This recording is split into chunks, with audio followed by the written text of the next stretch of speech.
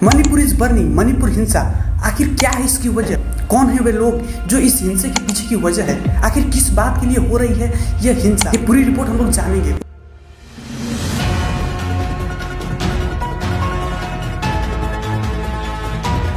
उससे पहले हम बात करें मणिपुर के बारे में। मणिपुर हिंसा जो हो रही है कुकी वर्सेस मैतेई के बीच, इसकी वजह मैतेई को एसटी का दर्जा देने की मांग हो रही है। हिंसा की शुरू 3 मई 2023 से हुई। लगभग बताया जा रहा है कि 160 के करीब मौतें हुई है और करीब घायल की संख्या 420 है। मणिपुर की अगर कुल आबादी की हम बात करें तो 38 लाख है। इसमें मैतेई 53% ज्यादातर इम्फाल घाटी में रहते हैं। नागा और कुकी 40% ज्यादातर पहाड़ी जिलों में रहते हैं। मणिपुर के टोटल जिले की बात करें तो 16 है। What's been happening in Manipur for a month now has been worrying to say the least. Arson, violence and deadly clashes have been rocking the northeast state. अब हम लोग वैसे 4 पॉइंट्स को जानेंगे जो मणिपुर हिंसा की वजह बना। जैसा कि हमने पहले बताया था कि मणिपुर की आबादी करीब 38 लाख है।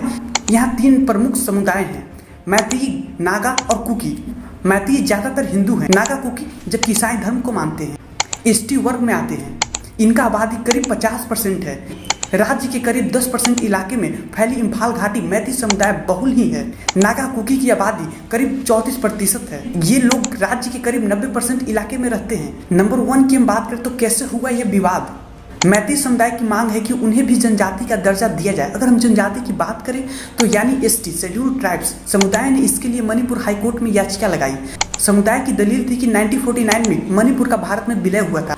उससे पहले उन्हें जनजाति का ही दर्जा मिला हुआ था। इसके बाद हाईकोर्ट ने राज्य सरकार की सिफारिश की मैतेई को अनुसूचित जाति में शामिल किया जाए। अब हम नंबर 2 की बात करेंगे। मैतेई का तर्क क्या है?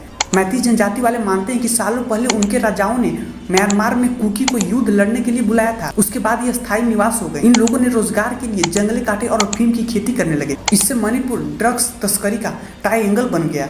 ये सब खुलेआम हो रहा है। उन्होंने नागा लोगों से लड़ने के लिए आर्म्स ग्रुप बनाए। नंबर हम अगर 3 की बात करें तो नागा कुकी विरोध में क्यों है? बाकी दोनों जनजाति मैतेई समुदाय को आरक्षण देने के विरोध में है। इनका कहना है कि राज्य की 60 में से 40 विधानसभा सीटें पहले ही मैतेई बहुल इम्फाल घाटी में है। ऐसे में एसटी को मैतेई को आरक्षण मिलने से उनके अधिकार का बंटवारा होगा। अब इसमें हम नंबर 4 की बात करेंगे। सियासी समीकरण क्या है? तो मणिपुर के 60 विधायकों में से 40 विधायक मैतेई और 20 विधायक नागा कुकी जनजाति से। अब तक 12 सीएम में से 2 ही जनजाति से रहे। वीडियो इन्फॉर्मेटिव लगती है वीडियो को लाइक कीजिएगा, चैनल को सब्सक्राइब जरूर कीजिए।